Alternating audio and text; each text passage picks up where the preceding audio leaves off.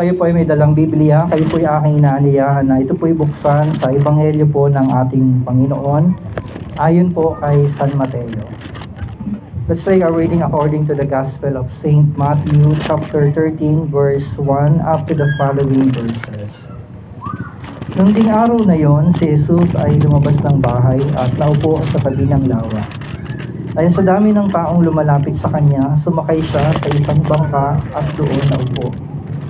Tumayo naman sa dalampasigan ang mga tao at sila'y tinuruan niya ng maraming bagay sa pamamagitan ng mga talihada.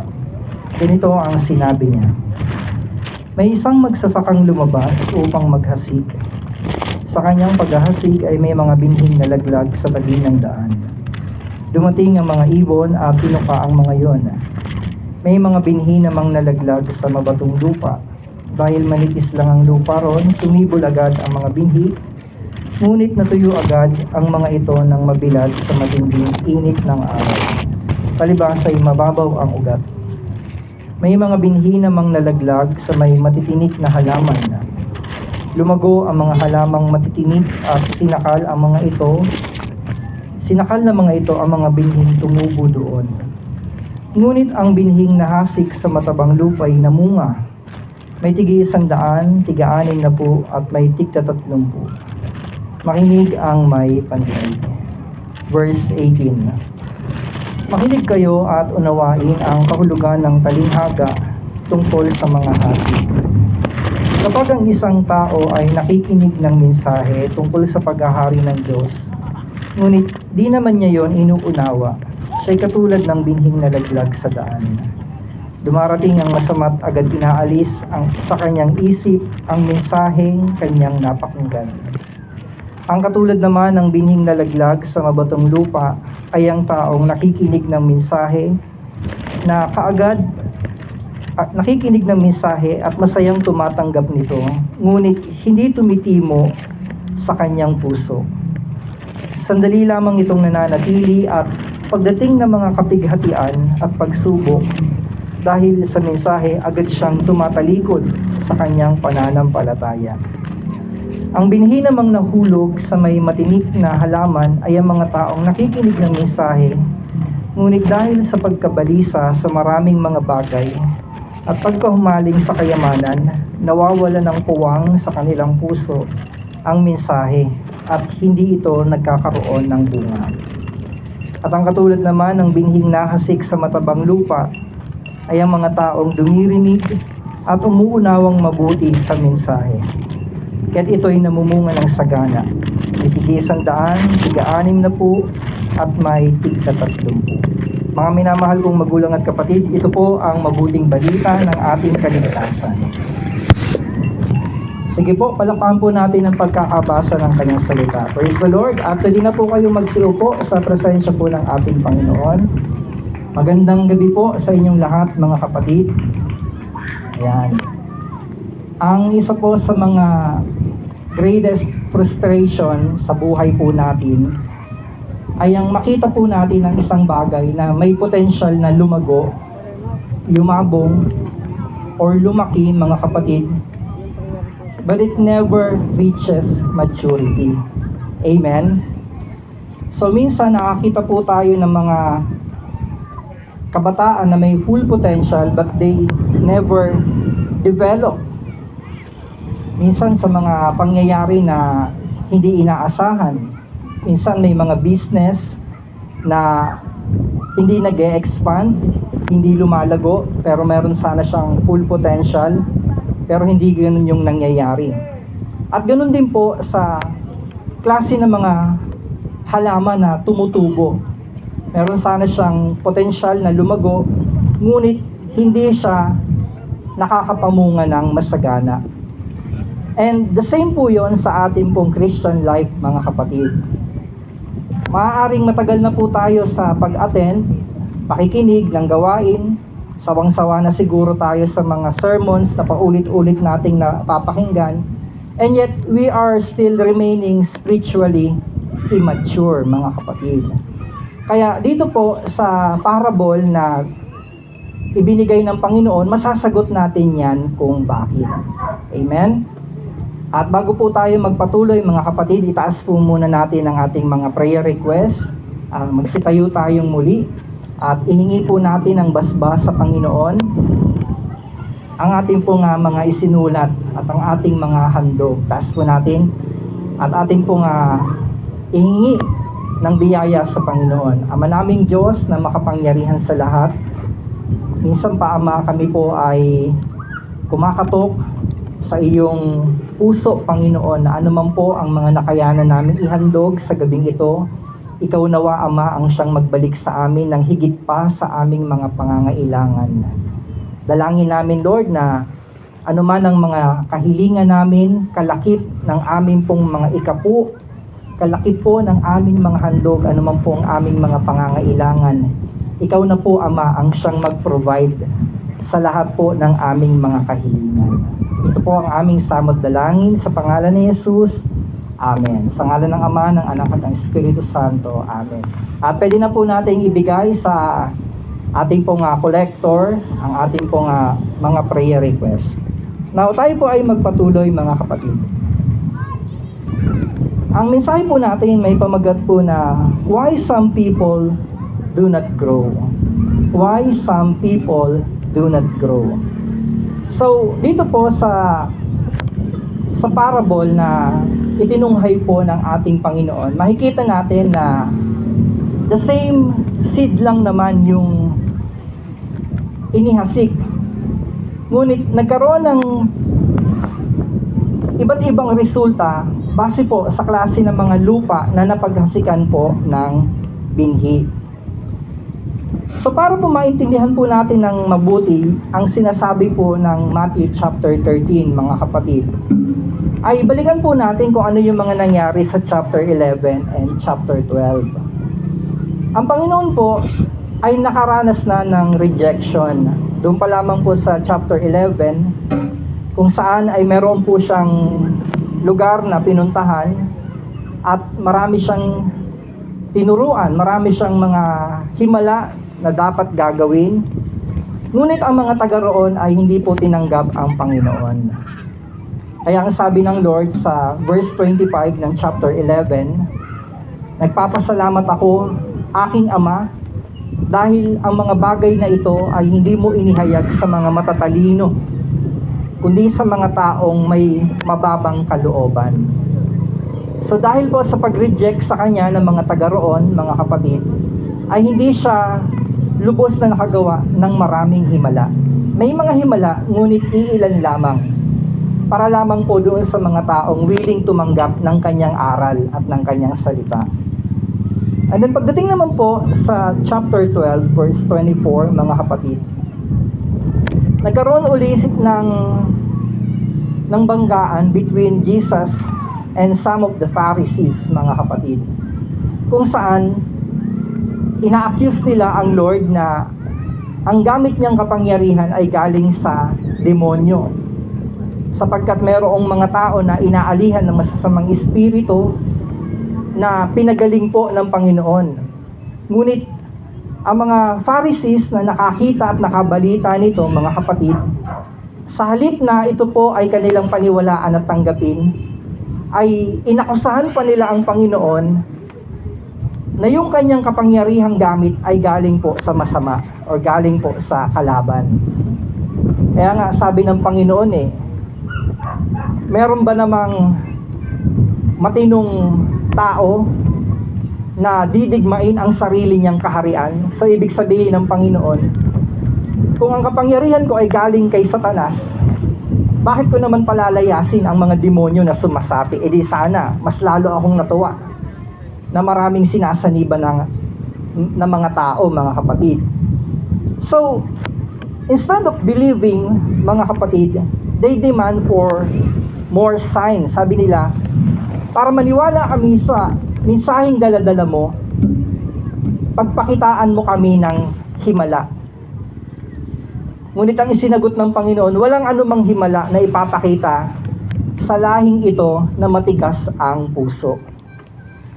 So, ang issue po ay hindi na po tungkol sa kung napakinggan ba nila ang message ni Jesus. Ang issue na po ay if they are willing to receive the message of Jesus. Kasi kitang-kita naman yung mga ginagawa and proof na ginagawa ng Panginoon sa kanilang harapan, ngunit ang puso nila ang may problema dahil hindi nila tinatanggap ang mensahe po ng ating Panginoon. Kaya ang Lord pumunta sa isang lawa at doon siya nagturo ng talinghaga. At ito na po ang pasimula sa Matthew 13 na gumagamit siya ng parable sa kanya pong pagtuturo. Dahil hindi lahat ng nakikinig sa kanya ay willing to accept. Hindi lahat ng umaaligid sa Panginoon ay willing matuto. Yung iba ay naghihintay na siya ay mahanapan ng butas at magkamali, mga kapatid. Amen? And then Jesus begin with the parable of the sower. Meron siyang talinghaga na ibinahagi na sabi niya, merong isang mga hasik na ang binhi ay nalaglag sa tabi ng daan, meron naman sa rocky ground, sa mabatong daanan, at yung iba naman ay napunta sa dawagan, kung saan na-choke ito ng mga halamang matinik, at meron din namang napunta sa magandang quality ng lupa. So dito po magkakaroon ng pagkakaiba-iba ng naging resulta o naging bunga doon po sa klase ng mga lupa na napaghasikan. Amen? Kaya lumapit po yung mga disciple. Sabi po sa verse 10 to 17. Sabi po ng mga alagad niya, Lord, why do you speak to them in parable? And of course, merong malinaw na purpose ang Panginoon to reveal the truth for those who are humble and willing to accept it, mga kapatid. So yung mga tao na may matigas na puso, mananatiling talinghaga sa kanila yung sinabing yon ng Panginoon. Ngunit sa mga taong iintindihin ng maigi yung kanyang sinasabi, malalaman nila ang buong katotohanan at kahulugan ng talinghaga. Then kinote ng Panginoon yung sinasabi po ni Propeta Isaiah sa chapter 6, na makinig man kayo ng makinig, hindi kayo makarinig.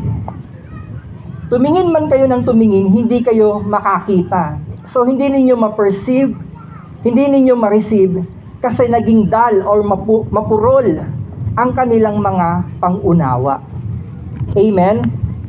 So the problem is not the lack of evidence, mga kapatid, kasi nandun yung proof eh. Nandun yung mga himala na ginawa ng Panginoon, nakita nilang nagpakain siya ng libo-libo, nakita nilang nagpagaling siya ng mga taong may mga ketong, mga may karamdaman, mga inaalihan na nakaranas ng paglaya, mga kapatid. Pero hindi po yung evidence or kung ano pa man ang dahilan, kundi po yung kanilang resistant heart. Yung paulit-ulit nilang pagtanggi sa mensahe po ng ating Panginoon. Kaya alam niyo ho, napakahirap pong kausap ng taong in the first place, wala namang puwang sa puso niya ang maliwanagan. Kung minsan may maghahamon sa iyo ng debate, hindi naman para ang layunin niya ay magkaintindihan kayo eh. Minsan hinahamon ka ng debate para sa kagustuhan niyang talunin ka or ipahiya ka, or ipakita niya na mas knowledgeable siya, or ipakita niya na mas magaling siya kaysa sa iyo. So yung mga tao po na merong puso na resistant, mga kapatid, hindi talaga kayo mauuwi sa pagkakasundo. Wala siyang ganung layunin, kagaya po ng mga Pharisees. Amen? So the four soils represents different kinds of heart, mga kapatid. At yun po ang ating pag-aaralan sa gabing ito. So bakit po may mga tao na hindi po lubusang lumalago bagamat sila po ay nakahasikan ng salita ng Diyos? Bakit po may mga tao na sa kabila ng tagal nila sa pakikinig ng Word of God ay wala pong improvement, walang pagbabago sa behavior, wala kang nakikitang pagbabago sa kanyang character, mga kapatid. Why some people do not grow? So first of all, because they never truly receive the Word. They never truly receive the Word, mga kapatid. Sabi po ng Panginoon sa Matthew 13 verse 19, when anyone hears the message about the kingdom and does not understand it, the evil one comes and snatches away what was sown in their heart. Sabi po ng Tagalog, kapag ang isang tao ay nakikinig ng mensahe tungkol sa paghahari ng Diyos, ngunit di naman niya yon inuunawa, siya'y katulad ng binhing nalaglag sa daan. Dumarating ang masama't agad inaalis sa kanyang isip ang mensaheng kanyang napakinggan. So, bago pa man tumanim sa puso ng tao yung kanyang napakinggan, ang kaaway po, dumadive agad. Sabi ng Panginoon, para itong ibon na tinutuka agad ang binhi. Hindi pa man nagkakaugat, ay nananakaw niya na agad yung mensahe. Amen? Kaya nga may mga tao na pagkagaling pa lang sa prayer meeting, pag tinanong mo kung ano yung napakinggan niya, ang isasagot niya, ha? Kasi in the first place, physically present siya, pero yung kanyang puso ay absent talaga. Ang dami niyang iniisip, ang daming bagay na nagiging hindrance para mapakinggan niya ng maayos yung salita ng Diyos. Now, bakit po ginawang halimbawa ng Panginoon yung matigas na daan o yung matigas na lupa, hard soil, mga kapatid? Kapag ang klase po ng lupa ay compacted, mga kapatid, ibig sabihin, lagi itong inaapakan. Ang nangyayari po dito, yung soil particles niya ay nagdidikit-dikit. Nagko-compact siya at nawawalan po ng pores. Kasi dapat po may mga maliliit na butas yan para mapasukan po ng hangin at tubig at pati na ng nutrients. Now, kapag ang isang lupa po ay masyadong matigas, mga kapatid, nahihirapan ang ugat na makapenetrate. Amen? Kaya, sabi ng Panginoon, ang klase ng tao na may pusong kagaya ng sa matigas na lupa, mga kapatid, hindi nakakapasok yung mensahe sa kanyang puso. Yes, tumatago sa kanyang tenga, ngunit yung pinakamensahe nito ay hindi nakakarating sa kanyang puso. Amen po, mga kapatid. Kaya pansinin niyo po, minsan may mga tao na kahit anong pangaral mo, kahit anong paalala mo, kahit anong akay mo sa kanya, hindi mo makuha-kuha kasi nga resistant yung kanyang heart.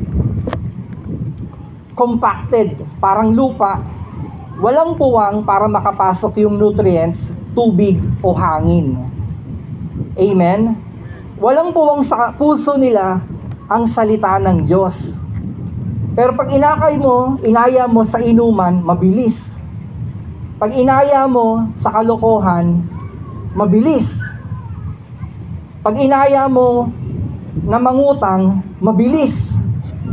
Pero pagdating po sa pakikinig ng salita ng Diyos, wala silang anumang espasyo or pores na inilalaan para po sa salita ng Panginoon.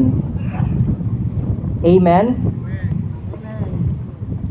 At yung pangalawa naman po na klase ng lupa, sabi po ng Matthew 13 verse 20 to 21, ang sabi po dito, ang katulad naman ng binhing nalaglag sa mabatong lupa ay ang mga taong nakikinig ng mensahe na kaagad tumatanggap, ngunit hindi naman tumitimo ang mensahe sa kanilang puso.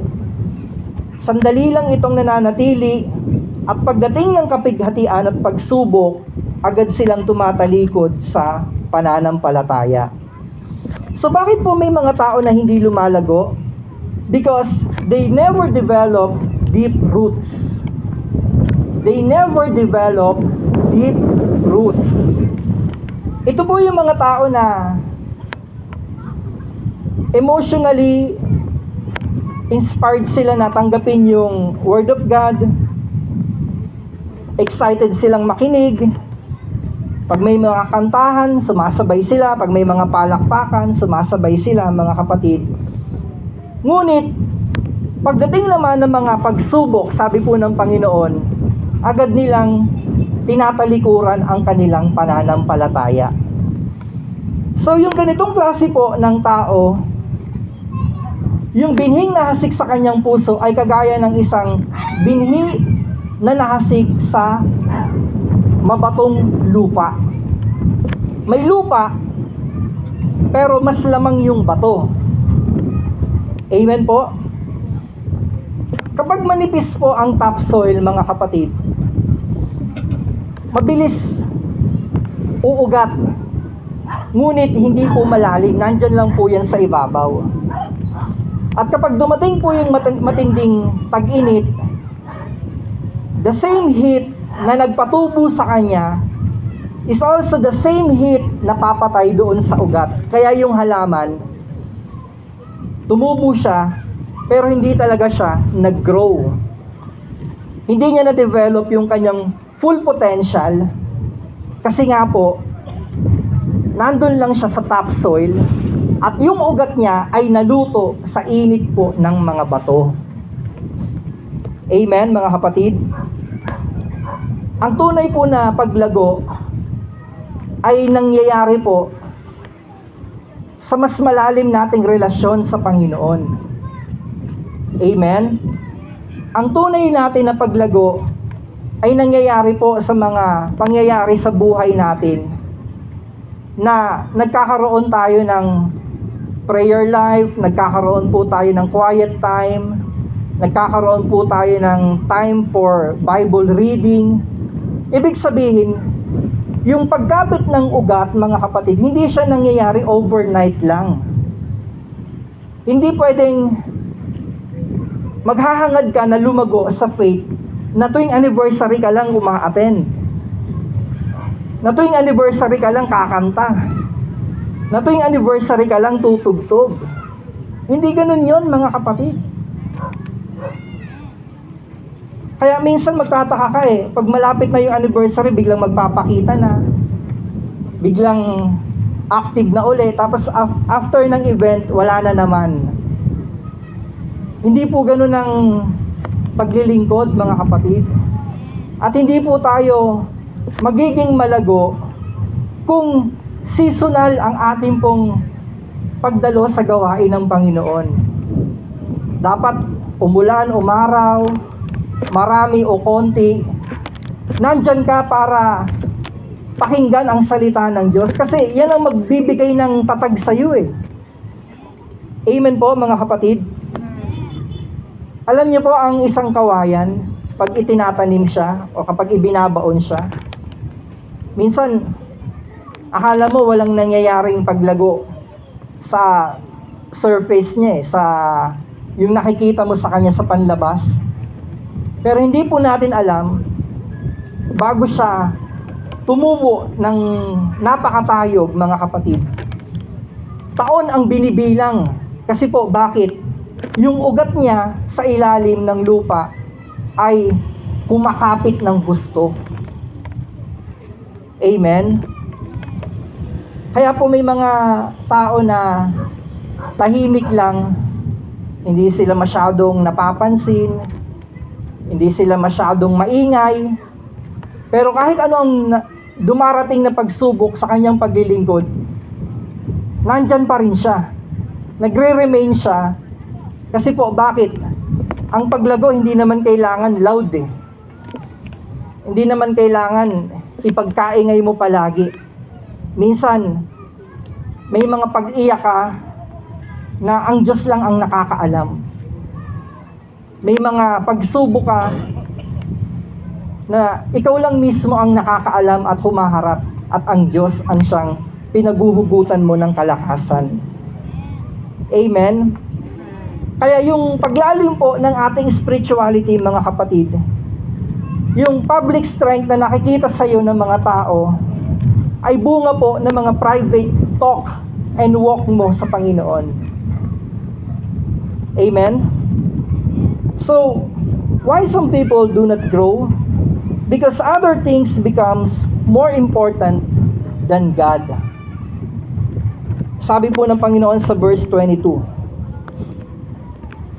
ang binhi namang nahulog sa may matitinik na halaman ay ang mga taong nakikinig ng mensahe, ngunit dahil sa pagkabalisa sa maraming mga bagay at pagkuhumaling sa kayamanan, nawawala ng puwang sa kanilang puso ang mensahe at hindi ito nagkakaroon ng bunga. So, ano po ang nangyayari dito sa mga tao naman na ito na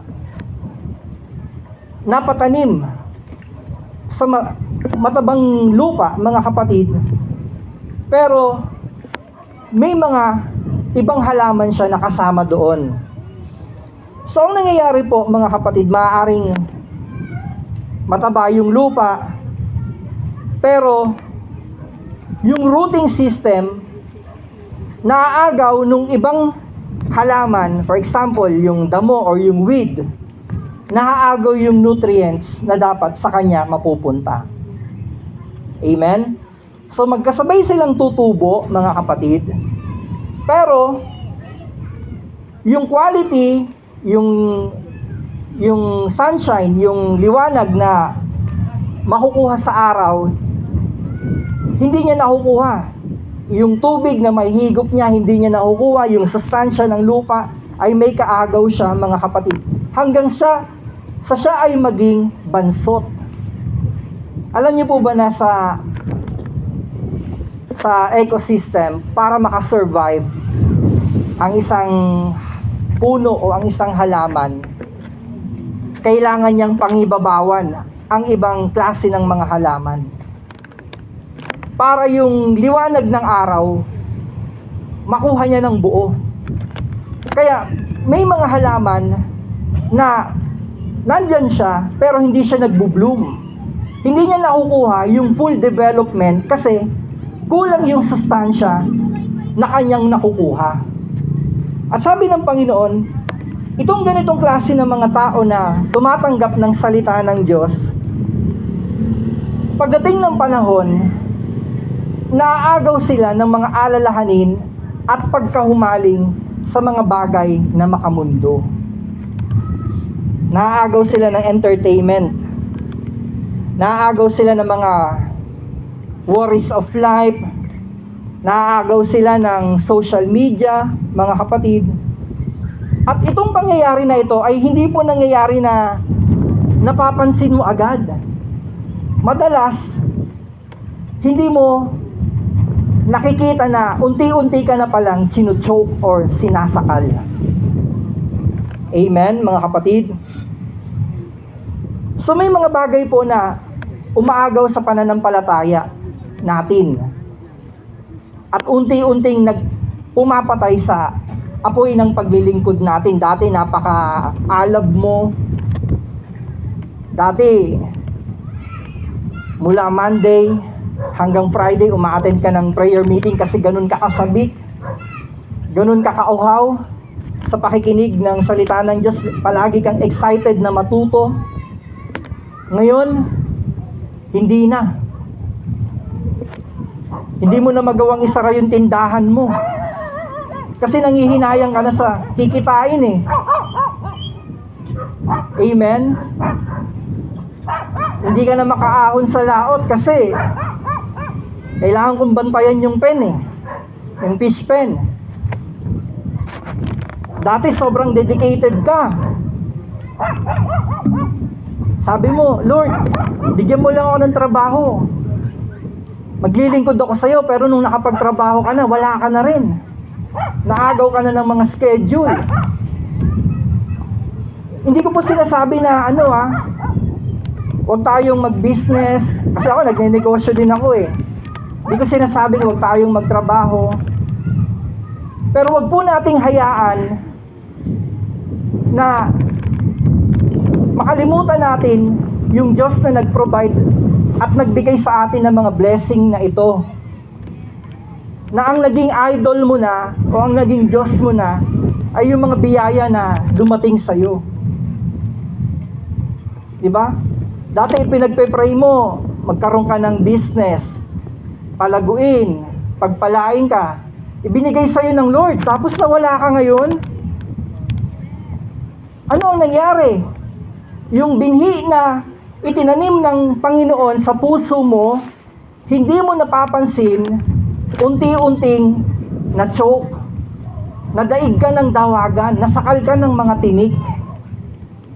Yung iba naman, hindi po nawala dahil naging abala sa buhay, dahil nagkaroon na ng mga pagkakakitaan. Yung iba naman, nawala sila dahil sa mga inaalala, mga problemang pinagdadaanan.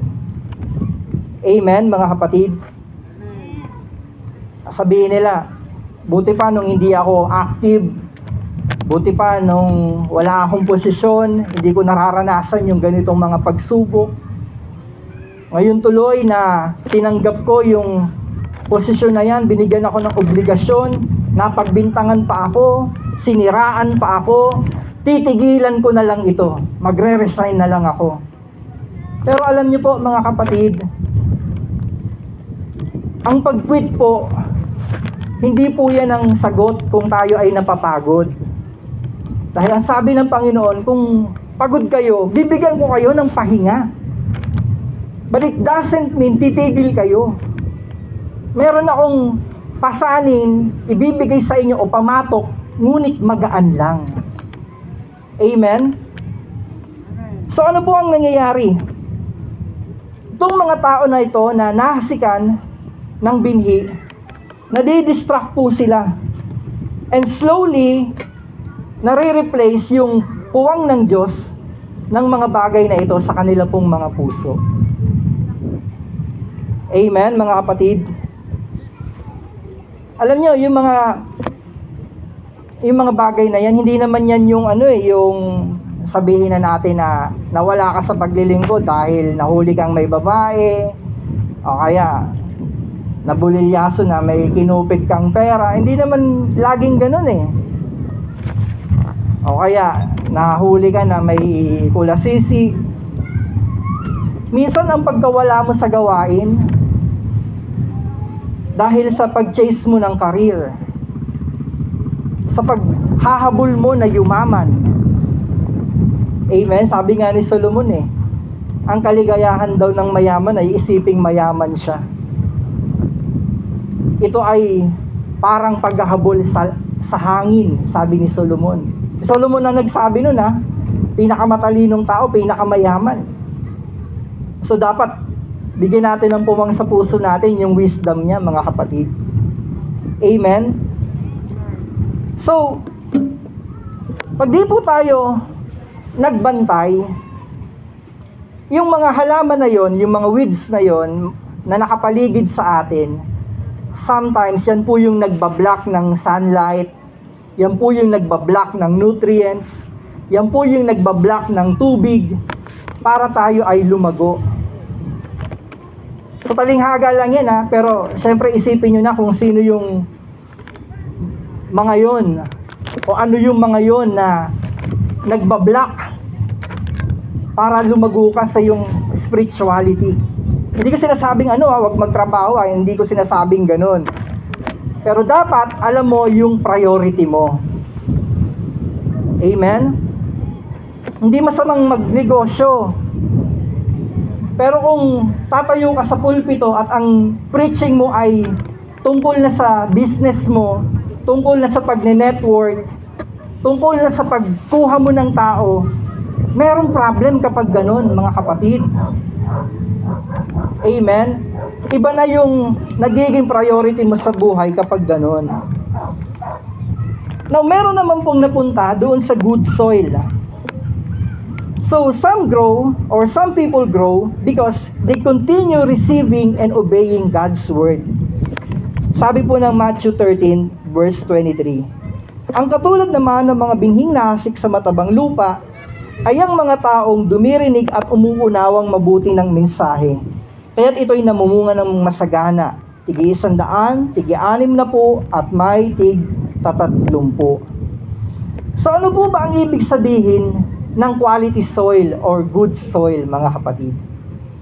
Ang good soil po, hindi po siya pure na lupa, may halo po siya ng tinatawag na silt, clay, kaunting buhangin, organic matter, enough moisture, tapos tamang mga pores, drainage, at merong mga microorganisms, mga good bacteria and fungi para tulungan ang halaman na lumago.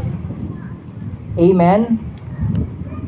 Kaya yung mga, minsan may mga uod o bulate na gumagapang dyan, yung iba dyan, hindi naman para sirain yung halaman o kainin yung halaman eh.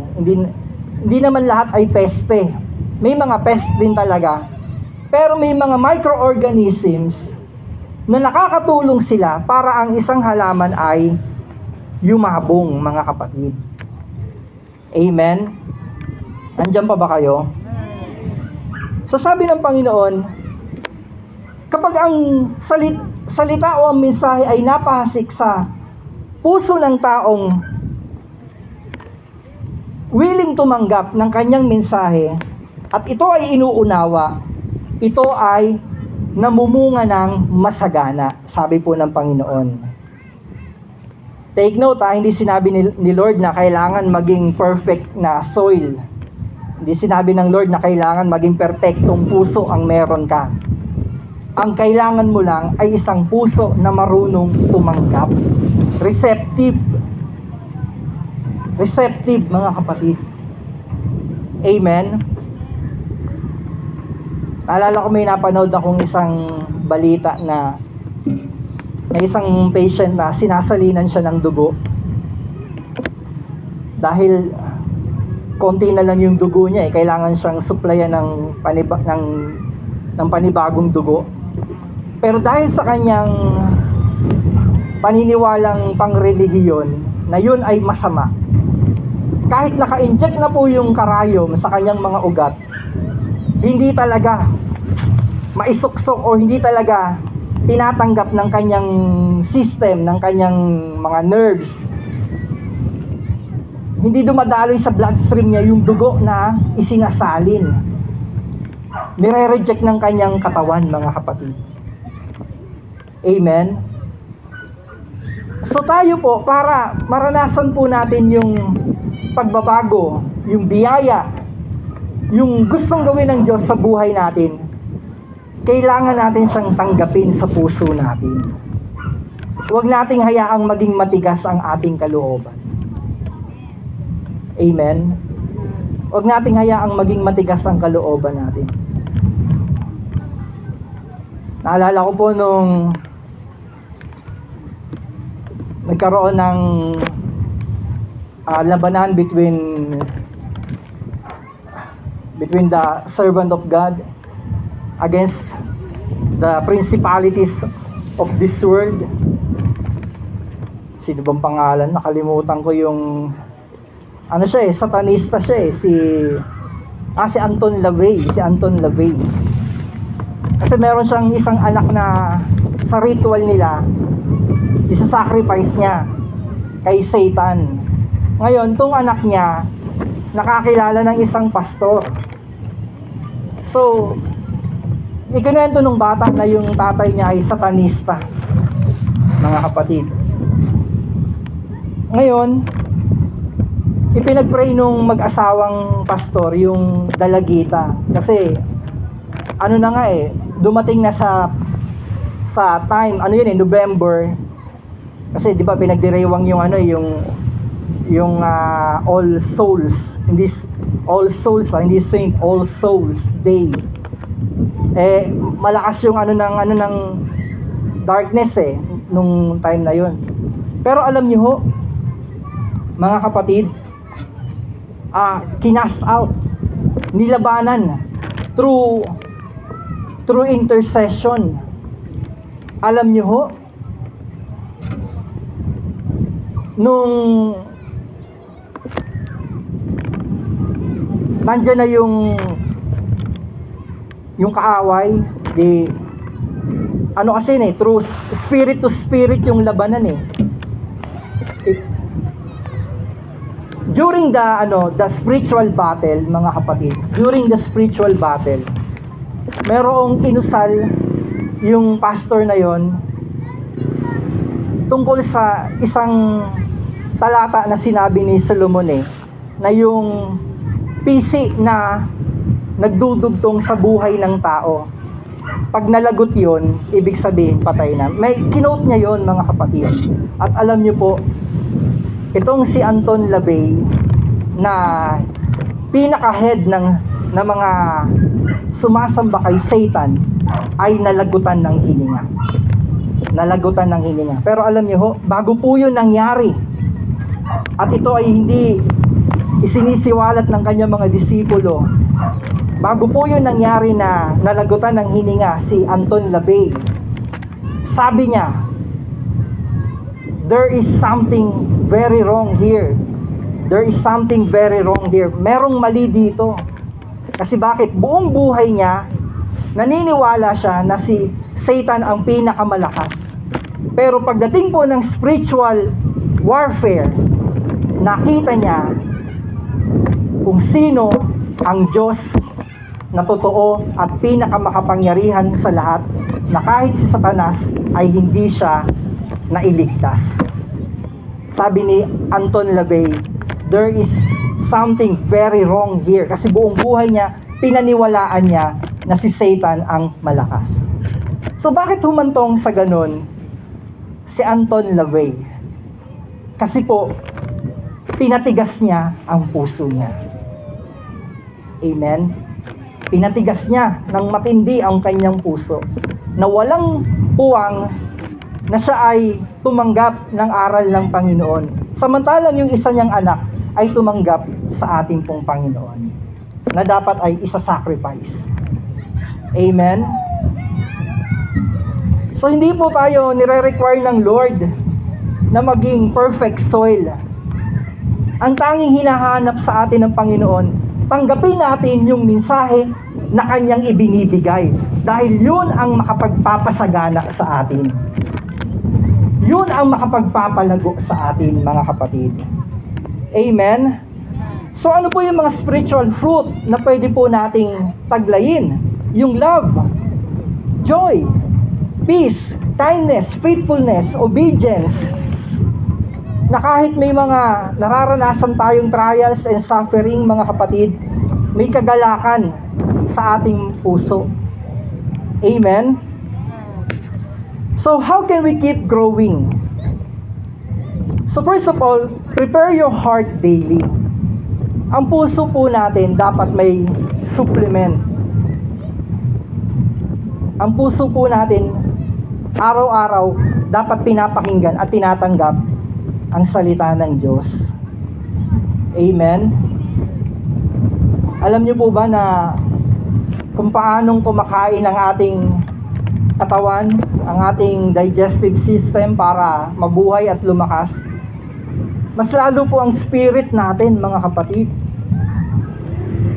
Kaya yung mga tao po na uhaw sa Panginoon, may gutom sa Panginoon, hindi sila pumapayag na isang beses lang sa isang linggo. Kasi alam nila, kagaya ng sinasabi ni Joshua, araw-gabi, ang turo o ang aral ng Panginoon ay dapat mong dili-diliin, pagnilayan, aralin, basahin.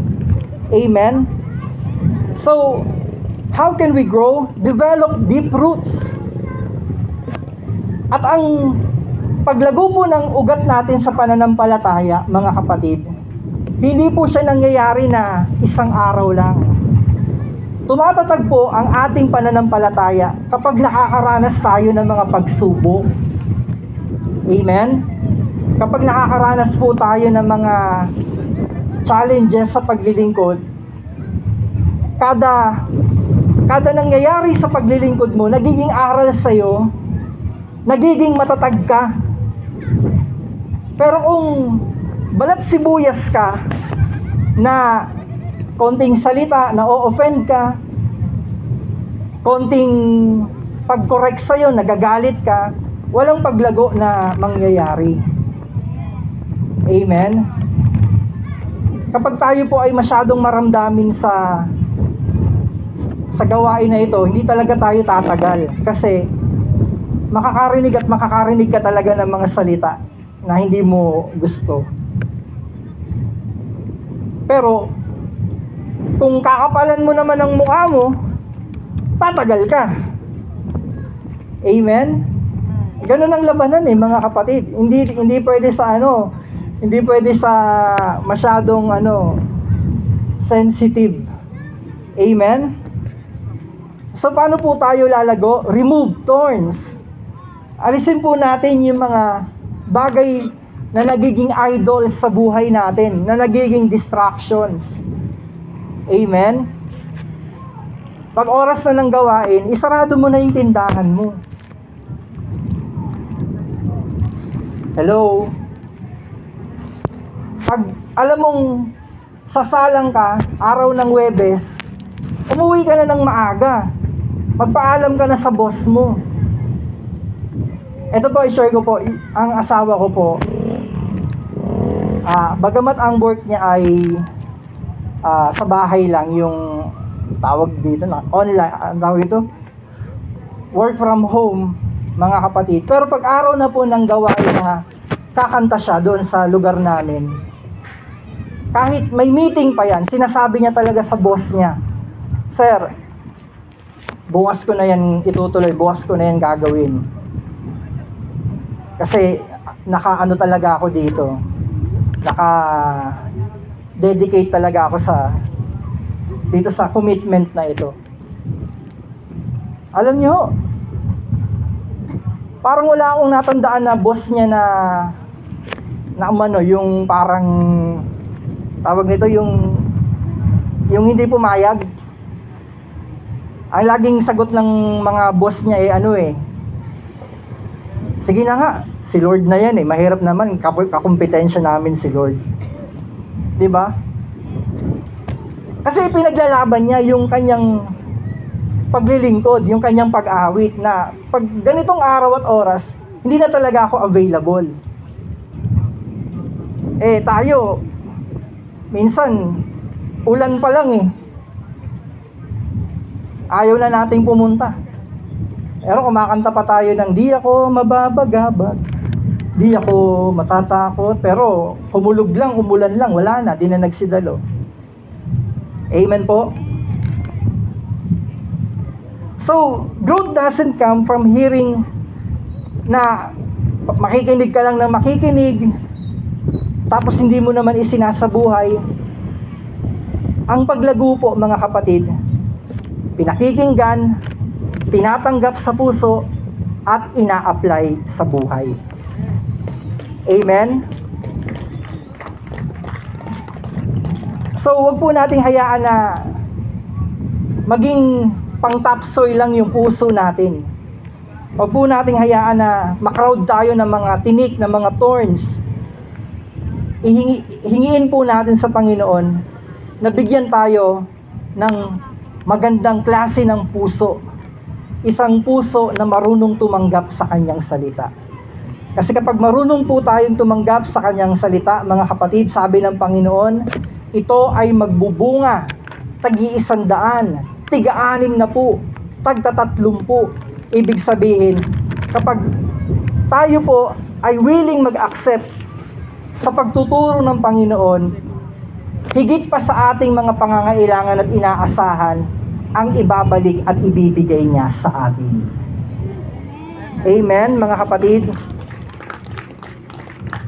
So, ang tanong po, hindi na yung Anong klase ng mensahe ang mapapakinggan? Sino yung preacher na magtotalk? Hindi yun ang hindi yun ang problema eh. Ang tanong diyan, anong klase ng puso ang meron ka ngayong gabing ito? Kasi kahit sino ang tumayo diyan, ang daladala niya ay salita ng Diyos. Ang bunga niyan ay magiging depende sa klase ng puso na meron ka. Amen? Kahit pa ang tumayo dyan ay kamukha ni Chiquito, kahit pa ang tumayo dyan ay sabi mo sa sarili mo, naku, bakit yan na naman ang dumating dito? Pero kung ang puso mo, ang tinitignan mo ay yung salita ng Diyos na daladala niya, walang magiging problema. Amen? Sometimes kasi ang tinitignan natin yung sower na hindi na yung binhi. Pare-pares ng binhi na dala Nag-iiba yung bunga, depende sa klase ng lupa na napaghasikan. Kaya sa gabing ito mga kapatid, isurrender po natin yung puso natin sa Panginoon. Dahil siya lamang po ang tanging nakakasiyasat ng nilalaman nito. Amen? Tayo po ay magsitayo sa presensya po ng Panginoon. Ang aming pong puso ay iyong siyasatin. Dahil ikaw lamang po, Panginoon, ang siyang nakakaalam nito. Minsan pa po, ilagay po natin ang ating mga kamay sa tapat po ng ating dibdib. At tingin natin sa Panginoon na pagkalooban tayo ng isang puso na marunong sumunod sa Kanya. Lahat ng lihim natin nalalaman ng Panginoon.